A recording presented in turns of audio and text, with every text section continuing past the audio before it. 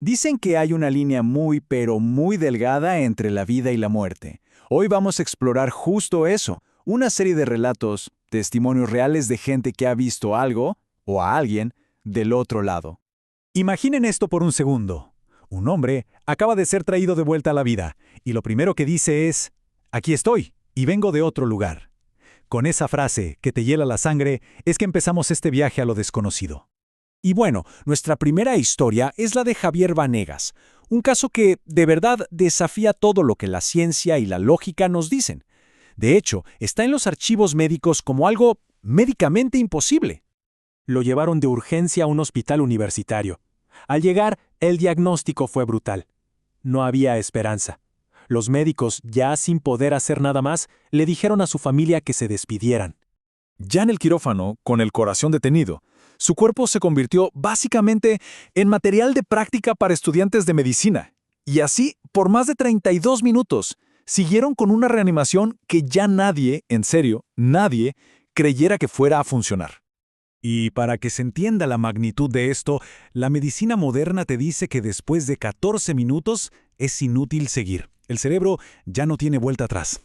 Pero acá, en contra de todo pronóstico, después de 32 minutos de muerte clínica, un monitor empezó a sonar. Javier Vanegas despertó, así, de la nada, en la misma mesa de operaciones. ¿Y las secuelas? ¿El daño neurológico o físico que sufrió? Ninguna, absolutamente cero, como si nada hubiera pasado. Pero la cosa es que no regresó solo, se trajo consigo una historia detalladísima del más allá. Describió que subió por un sendero en una montaña y que un ser con una túnica blanca lo iba guiando. Le mostraron el infierno y también el cielo, un lugar de paz total donde se encontró con familiares que él ni siquiera sabía que ya habían muerto. Esta experiencia, como se imaginarán, lo cambió por completo, le quitó de raíz el miedo a la muerte. Lo que le pasó a Javier nos deja pensando, ¿no? Que los hospitales son eso, umbrales, portales entre la vida y la muerte. Y parece que en esos lugares a veces no se está del todo solo. Se han reportado otros visitantes. Fíjense, en otro hospital de Bogotá, varios pacientes que se estaban recuperando empezaron a contar la misma historia, una y otra vez. Habían visto a alguien, y siempre era el mismo ser.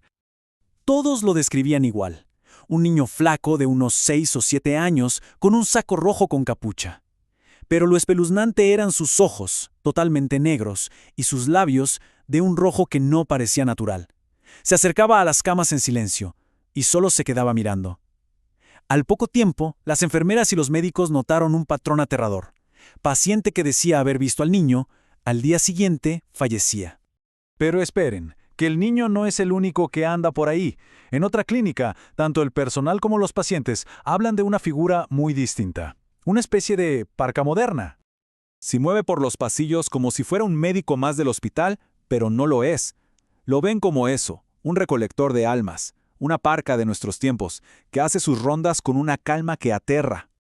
Pero a ver, no siempre se trata de una persona caminando por los pasillos. A veces es el lugar mismo el que parece estar maldito. Hubo un hospital que tenía una cama específica, una cama con una reputación mortal. Esto pasó tantas, pero tantas veces que el personal del hospital, ya aterrorizado, terminó llamando a un exorcista. Y cuentan que este hombre sintió un frío intensísimo en esa habitación, justo antes de que las muertes, por fin, pararan. Ahora, la cosa se pone más oscura, porque no todas estas entidades son simples observadores pasivos. A veces, el mundo espiritual es manipulado a propósito y con fines bastante retorcidos. Esta frase es de Nicolás, el sobrino de Pablo Escobar, y ya nos da una idea de una oscuridad que va mucho más allá de lo físico. Una oscuridad que él mismo vio, porque reportó haber visto sombras, la de un niño y un adulto, en la casa de su tío. Y como insistió en seguir a estas apariciones, terminó haciendo un descubrimiento horrible. Detrás de la pared de donde salían estas sombras, había un cuarto secreto, una caleta que apestaba a muerte, a descomposición. ¿Y qué había adentro? Una pepita de oro gigante y montones de billetes, ya podridos, inservibles. Según él, esas sombras no eran fantasmas cualquiera, eran los guardianes, los cuidadores espectrales de ese tesoro maldito. Y aquí es donde entramos en un concepto fascinante y aterrador a la vez, el de los santos corruptos. Es tomar la fe, esa misma herramienta que se usa para pedir protección y milagros, y retorcerla, pervertirla para que sirva al crimen y a la maldad. Y el mejor ejemplo de esto es una estatua en Bogotá. Lo que alguna vez fue un símbolo de piedad, con el paso del tiempo y el óxido, se ha transformado en un ícono para los que piden milagros negativos. Los trabajadores del cementerio cuentan cosas que preferirían olvidar. Historias de encontrar a los pies de la estatua las ofrendas más grotescas que se puedan imaginar, dejadas ahí por quienes buscan su favor oscuro.